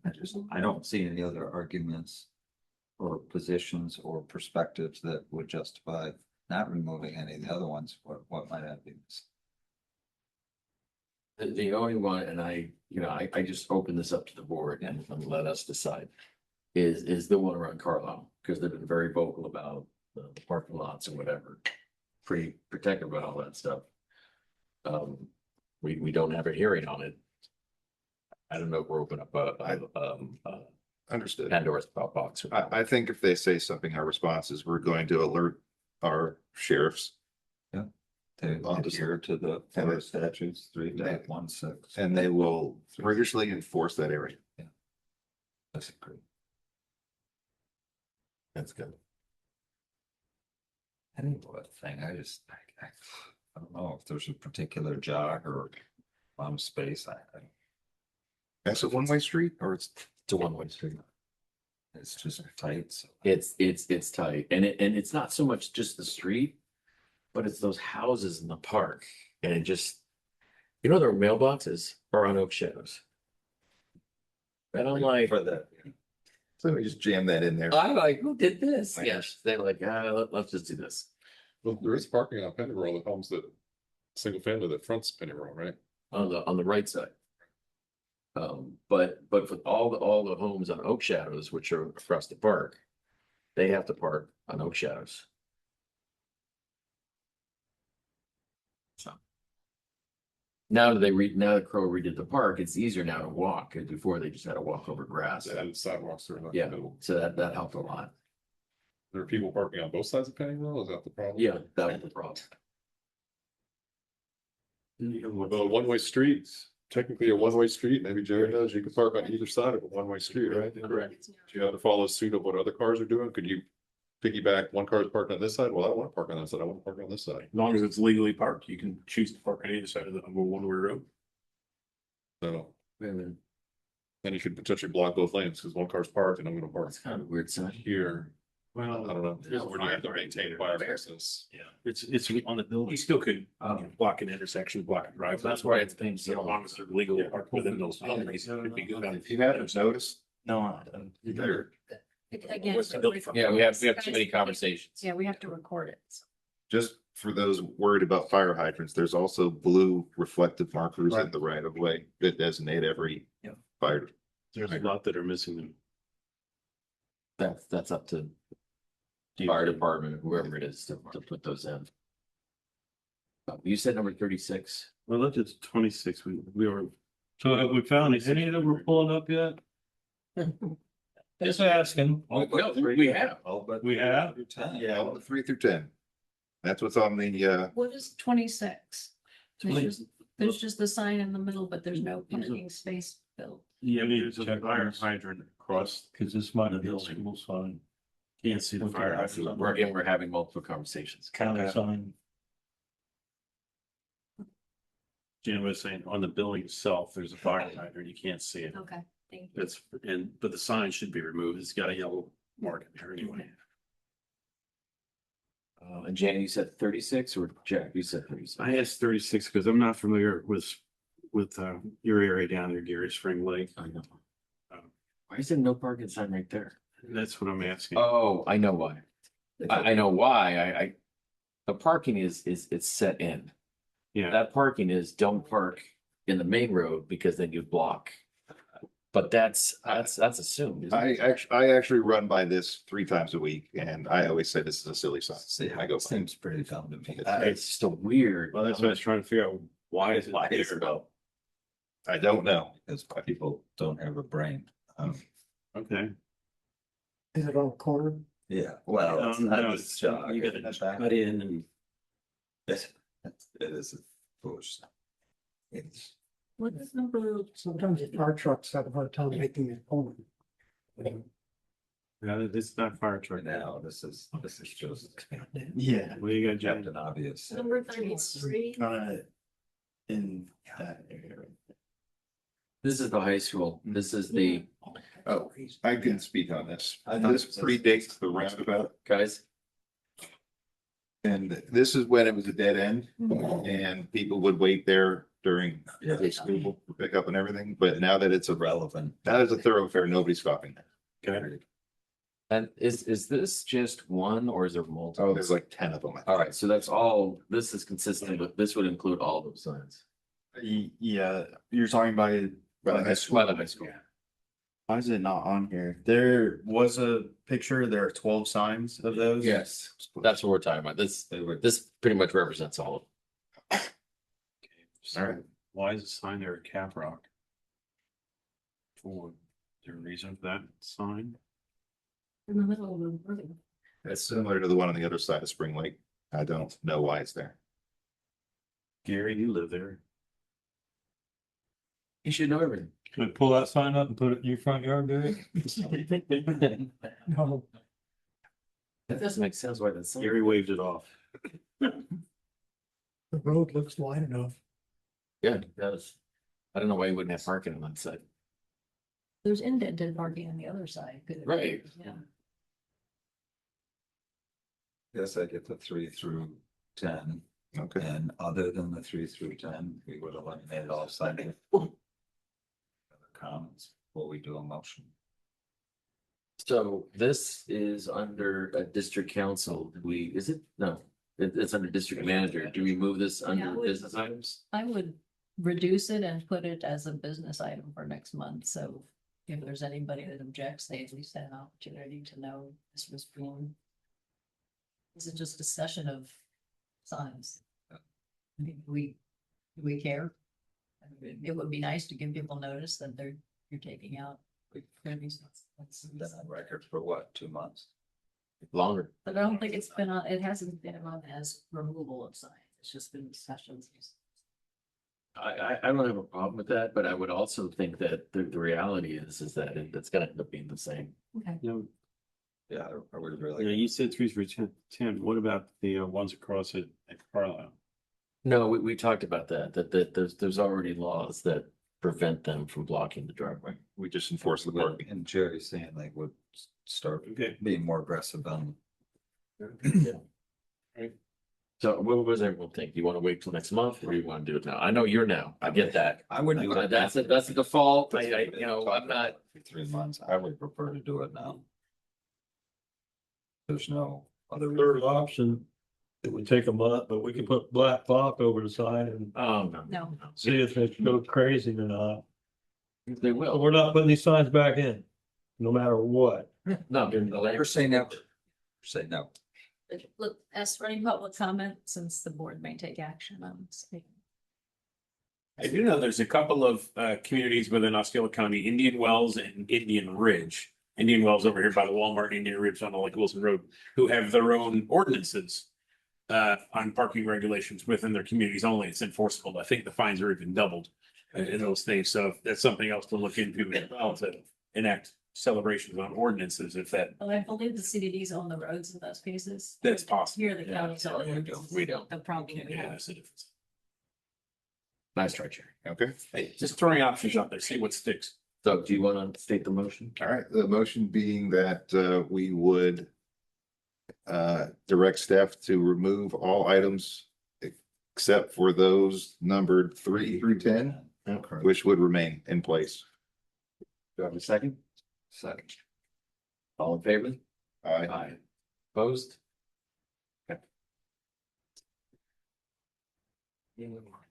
Okay. I have a question. On a communication plan, so we don't run into incidents like we did last time. Do you want to let residents, homeowners know? Whether the signs are coming out, do we want to do email blasts, or do you just want to start pulling them on the ground? What would be a good communication technique? Well, I think one of the things, a lot of these no parking signs are unenforceable, right? And are already enforced in current laws. So I don't know, I mean, we can, I think it would be helpful to draft some communication so we're all on the same page to what we're communicating. Yeah. That would be helpful. I mean, So, like we communicate road closures or Right.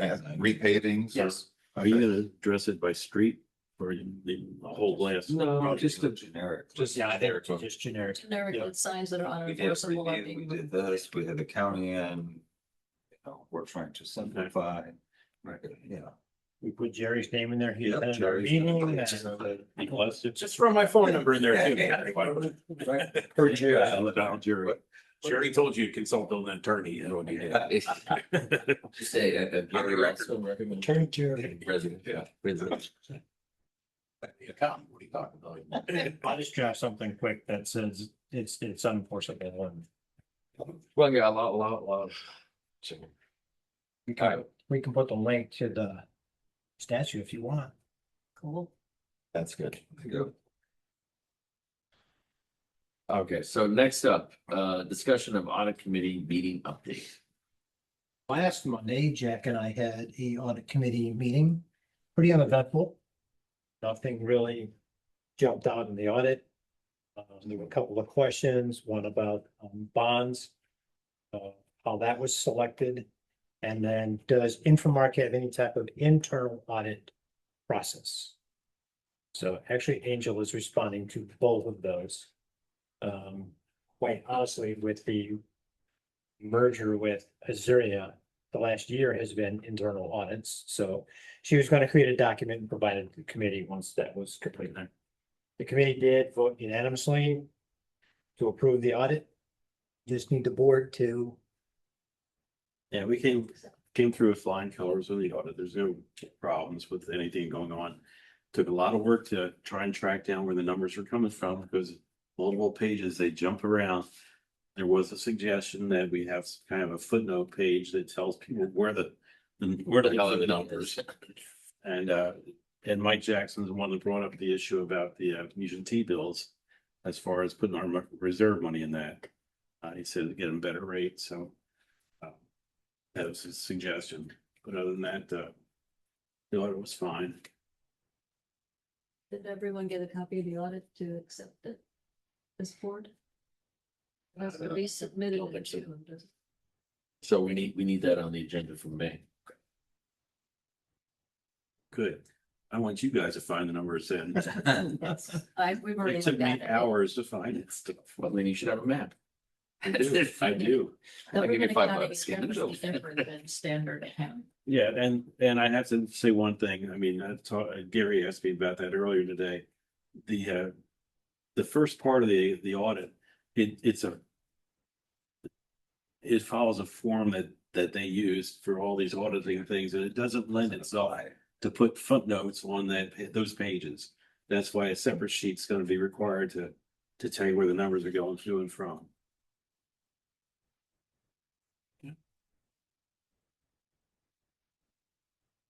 Anything else? Yeah. Anything else? Any other questions? Yeah, a couple of quick items, well, maybe they're not quick items, but FEMA reimbursement, I heard you should have it by now, but We haven't received anything. no. They just say you'll get it when you get it. It's the federal government. We're lucky you get it next year. They have no obligation. All right, wonderful. So I know we're already talking signs, and I didn't see it as an item, but we did have what you referenced before, an issue after the last meeting with signs that we had voted to remove. Correct. And were removed and then put back in. Correct. So I think we need to go over why that happened and what we need to do about it, if any. So what occurred after those signs were removed? Well, Mike Nunes called up and said, hey, you can't remove these signs, or I said, well, wait, no, they're not enforceable. They said, yeah, they are enforceable. We use them for towing for the hotels.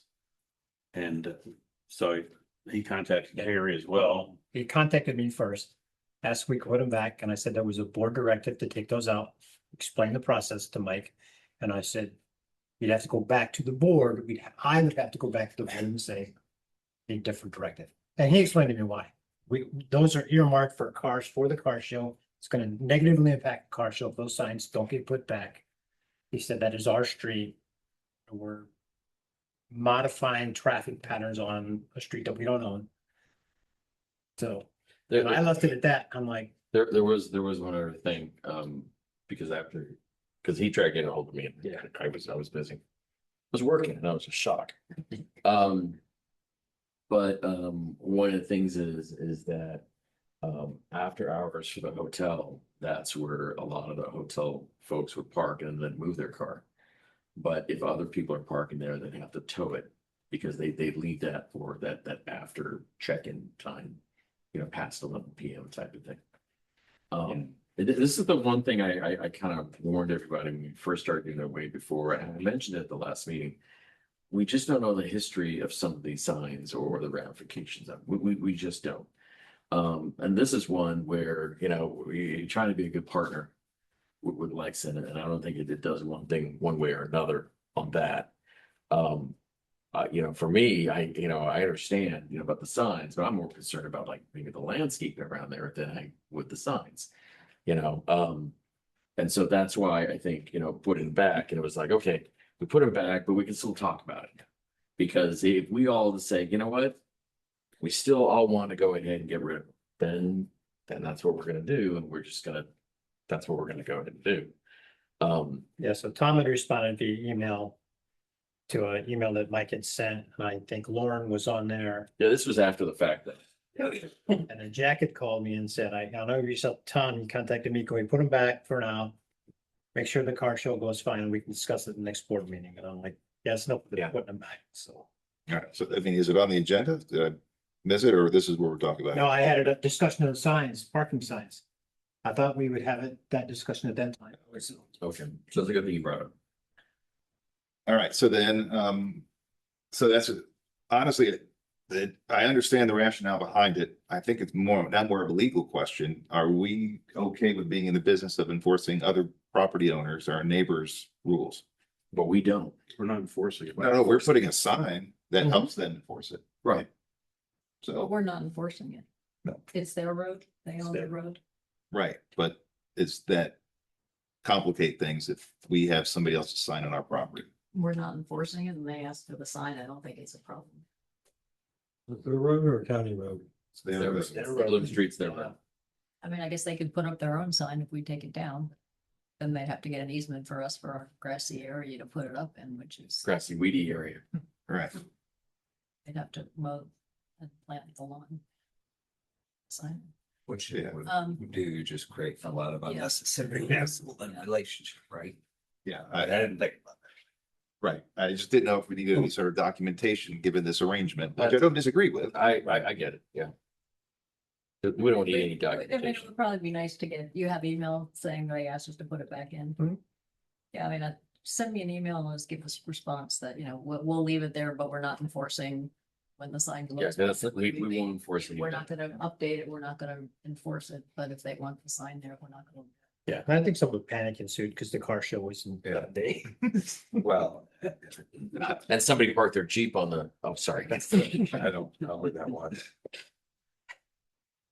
So I'm surprised that was the only nasty gram we got after. Yeah, me too. Our process. Pretty impressed. Well, and then, so transitioning over, assuming we don't have any, we don't have to actually do any board motion for any of that happened. I don't think so. Reversing out of prior. Whatever.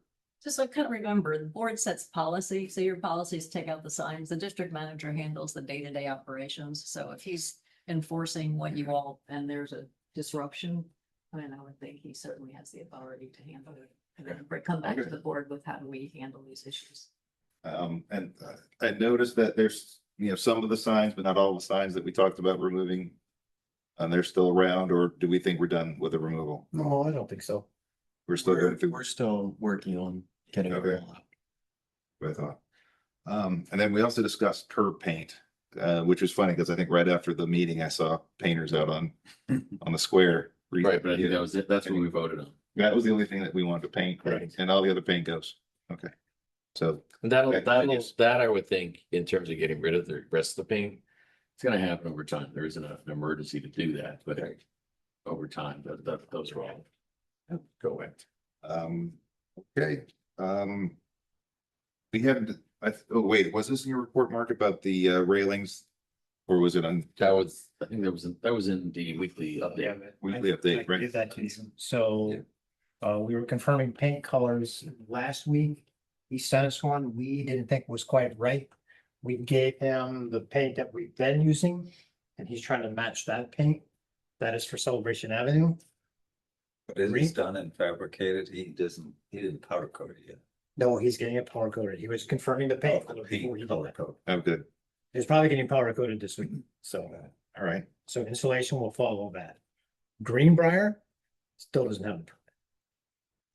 I mean, Now, is it because of them or It the is county? because of them. well, what are they?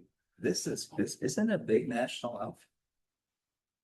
Or maybe I'm missing something. Yeah, all right. I'm in the wrong business. Let's keep banging on them, I guess. Yeah. Celebration Avenue is the more immediate one. but- Yes. Yeah. Um, Yeah, it's a race. Is that fence gonna get done before 851? Who knows? Is there a duration on that for his start date so that, and obviously there needs to be a traffic plan and for that particular, right? He's got to close down one side of that. Yeah. So, MOT. Or Celebration. yeah. Thing, I don't know, Phil. I don't think I'll. you don't think? No.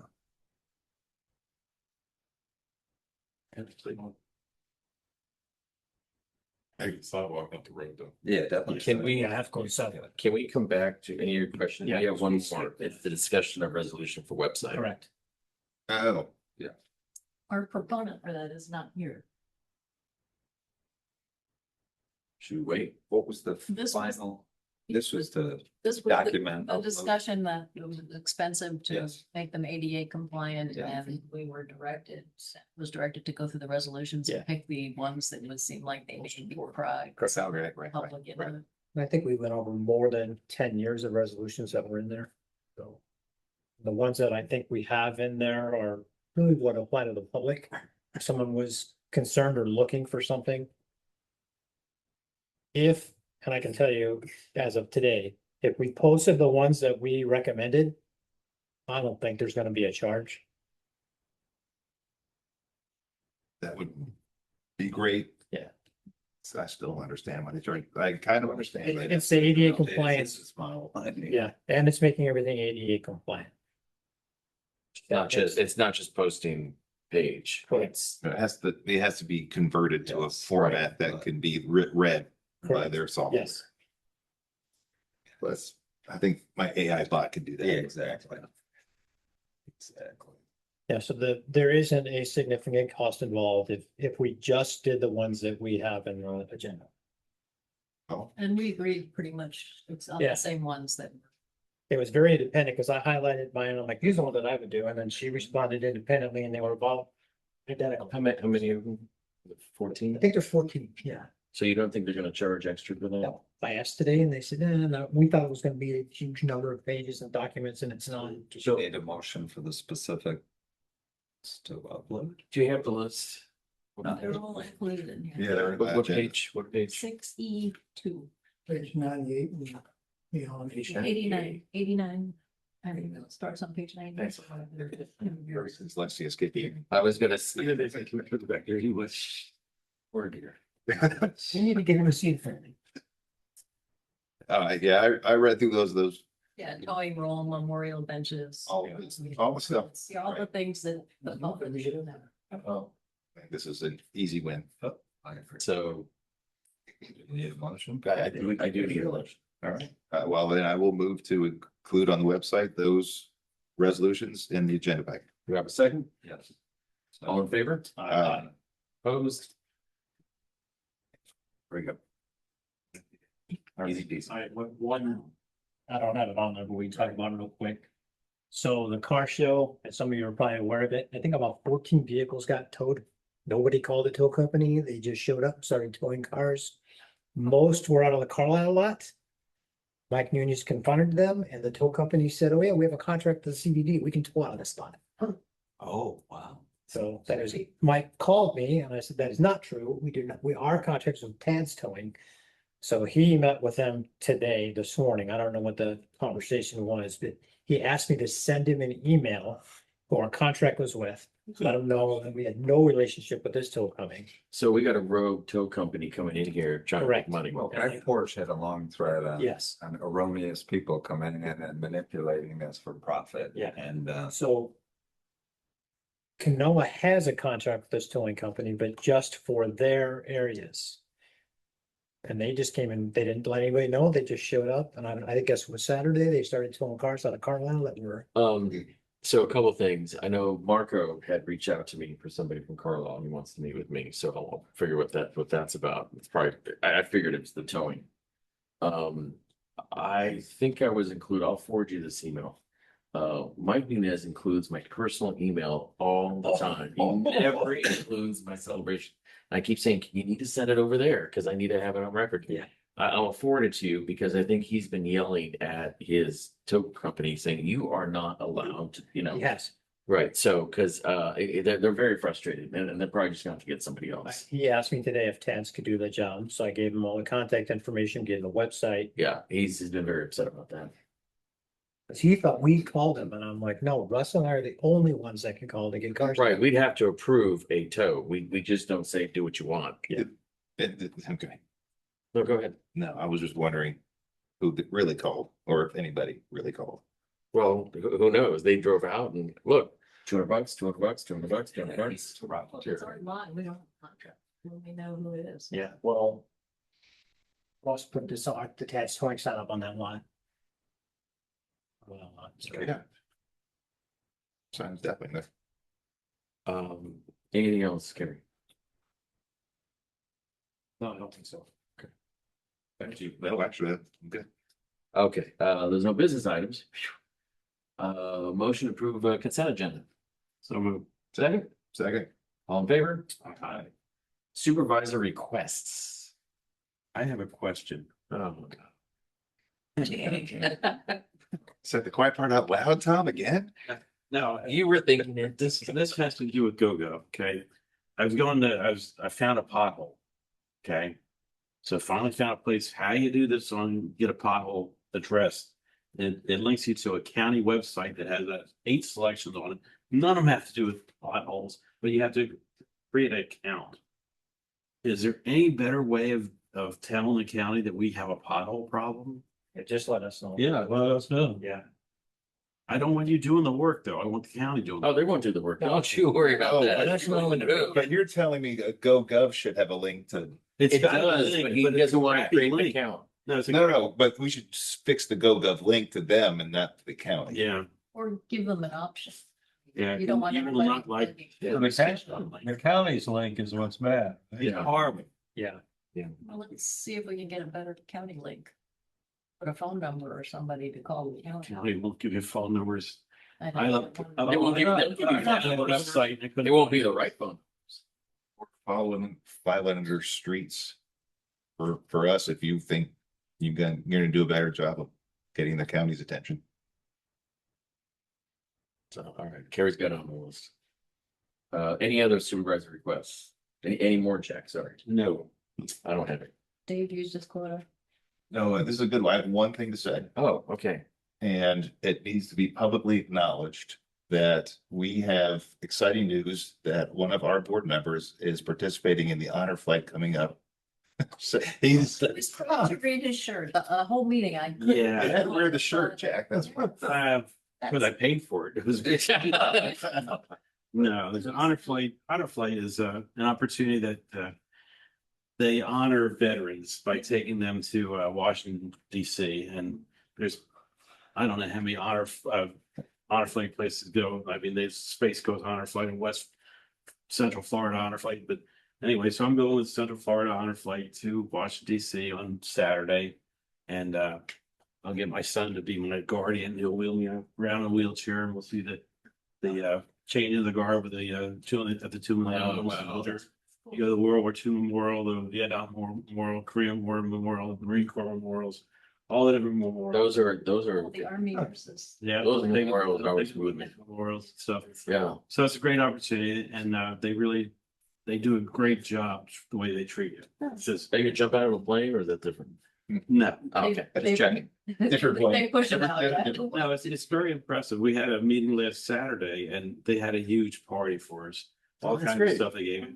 Then we'll have the 3 weeks after the visit, we'll have another celebration where they give a video of the whole thing, and it's been very impressive so far. They do a That's good great. job. That is- Well, you definitely heard it. Absolutely. Thank you. Congratulations. Yeah, that's cool. Okay, Dave, that was a Th- good. Thanks for letting Dave go to. I was gonna say. Yeah, exactly. All the mocking, you had to take all that, but I always think it was worth it. Jack's being too modest as always. It really is a big deal. And if I had a prepared speech half as good as yours for the beginning with Gary, I'd say it right now because Jack's a credit to this community. He was rightfully chosen for this honor. He does so much with the veterans and everything. It's an honor to work beside you, Jack. It couldn't go to a better man. Wow, people, thanks. You have dinner. Oh, mini. And then the negative. You Don't have to. don't have to. It's all by choice. I'm gonna take the choice. We have the ECD, CCD money. It has been presented to us from Infomark for many months that, hey, the money's in the proverbial bag from my perspective. It's critical to our stewardship and our underfunded liabilities. And here we are now not knowing before budget season, not necessarily anybody's fault. But we're skipping down the lane and I'm concerned that that money is at risk and I want to know what, as a member, we could do to have a better voice in that process, because now I don't trust it. So personally, I'm concerned for our community. And I, Legitimate concern. The issue that you have is you have two new board members. One of them is a retired Disney attorney, and this was his responsibility for Disney. Hmm. He is asking to go back. When was the bond approved? How was it spent? Incredible amount of documentation. Probably doing the right thing. So and I appreciate that. I'm not saying that you won't get the funds. I just think the process is taking much longer. So I had an late agenda for last month. They didn't meet. I had a conversation with Kimberly Locker Friday. I'd like to put this on the agenda. She says not until we go to the board, we have our discussion, we review all the documentation. Then we'll have a discussion about that probably in the following month. Angel did call me and she is preparing that presentation. Yes. Yeah. It's something, I mean, a voice of, I'm just not used to sitting on the sidelines. It's too critical for our community not to have those funds. Unless we all want to raise the rates by 50%, and I don't think that's tenable. So is there anything that we can do to be more privy to what that is? Because nothing against Angel or Infomark, but I want to make sure our voices are in the right way. I do this for a living. I'm the chief negotiator. It's not my ego, but I'm concerned. So what do we need to do to see that? I don't think so. Actually, Kimberly asked me to back off until the board reviews the documentations that they get. So Do you mind offering me I've just learned who that board member is, somebody I worked with for a long Sure, time. he's a good guy. Yeah, Yeah. he's a good guy, but he's, Yeah. but he's very, Jump again. very detailed. And if you, if. Yeah, if I worked with him a lot at Disney, and I cautioned Angel when I saw that he was coming on the board. I go, this is gonna slow this process down, because I know. And I did talk with bond counsel at length with this, so if you can offer, I'm happy to talk with him Sure. about what we went through to Absolutely. get comfortable making Yeah, the request. Every letter that we have. Because Yeah. I am fearful it's a risk. Yeah, that we can't afford that. Right. So Literally. whatever we need to do, and I just want to make sure we have visibility to that. And again, it's not an ego thing, it's a stewardship thing. So I agree. I that's talked my with concern. their counsel, trying to get an update to see what we could do for input, and she described pretty much what you described, but they don't have any. input. That's it, sorry. Bummer. Just sorry. Wow. Next time. It had to come out anyway. I know it did. It did. Dave, your comment was better. Yeah, thanks. Okay, any other comments? Just so you know, I had that as a footnote, and I was told before the meeting, don't bring it up unless you're asked. Okay, no, I get it. There was. And I knew, Yeah. I said, Michelle's gonna ask. Yes, so- yes. All right, audience comments. No audience comments. Wow. Move to adjournment? I'm moving sure. Second, go. Oh, there we go. This is- Thank you. Wow. Oh, wait, I had a comment. Let's sit down on the record.